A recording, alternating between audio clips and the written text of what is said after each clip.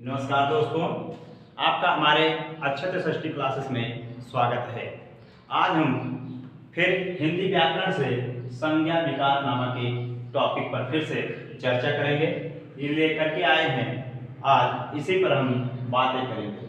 सबसे पहले इसमें देखिए दोस्तों, लिंग वचन कारक, इन तीनों कारणों से संज्ञा शब्दों में विकार हो सकता है। लिंग वचन कारक, इन सब कारणों से संज्ञा शब्दों में विकार हो सकता है। जैसे लिंग का अर्थ होता है दोस्तों चिन्ह। लिंग का अर्थ होता है चिन्ह। हिंदी व्याकरण में संज्ञा शब्द एक व्याकरण की जो है लिंग की विशेषता बताता है। और आगे दोस्तों, जिस शब्द से पुरुष अथवा स्त्री जात का बोध हो उसे क्रमशः पुल्लिंग अथवा स्त्रीलिंग कहते हैं। अब दोस्तों देखेंगे कि इसके भेद क्या क्या है। दोस्तों लिंग के दो भेद होते हैं। नंबर 1 है पुल्लिंग और नंबर 2 पे आता है स्त्रीलिंग। पुल्लिंग शब्द है सब दोस्तों, शब्द के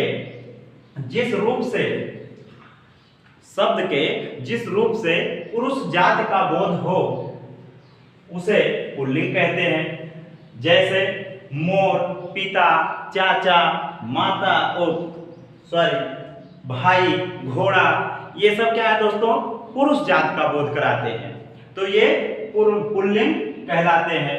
अगला है दोस्तों स्त्रीलिंग। स्त्रीलिंग शब्द के जिस रूप से स्त्री जात का बोध हो उसे स्त्रीलिंग कहते हैं। जैसे मोरनी, चाची, माता, बहन, घोड़ी, गाय आदि है दोस्तों।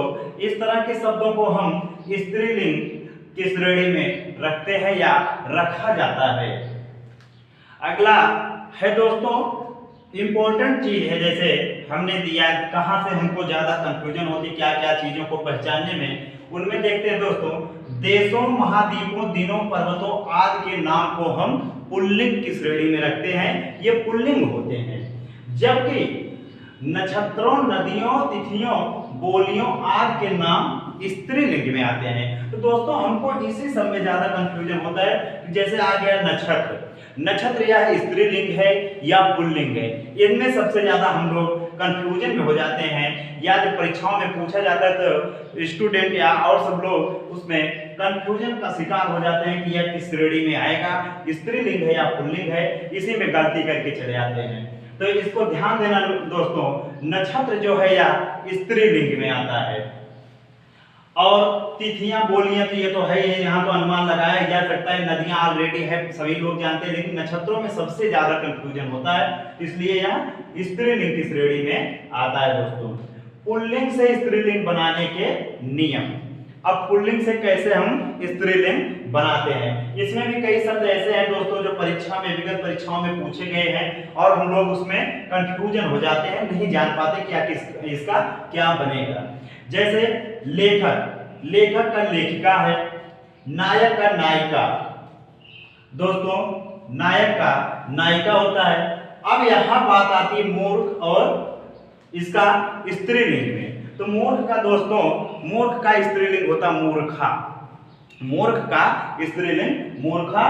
पात्र का पात्रा। पूज्य का पूज्या।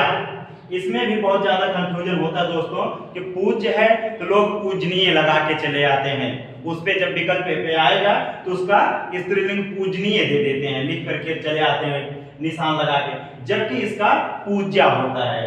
अगला है दोस्तों नाई का, उसमें भी नाई या और शब्द दे देते हैं। जैसे नाई का होता है दोस्तों नाई।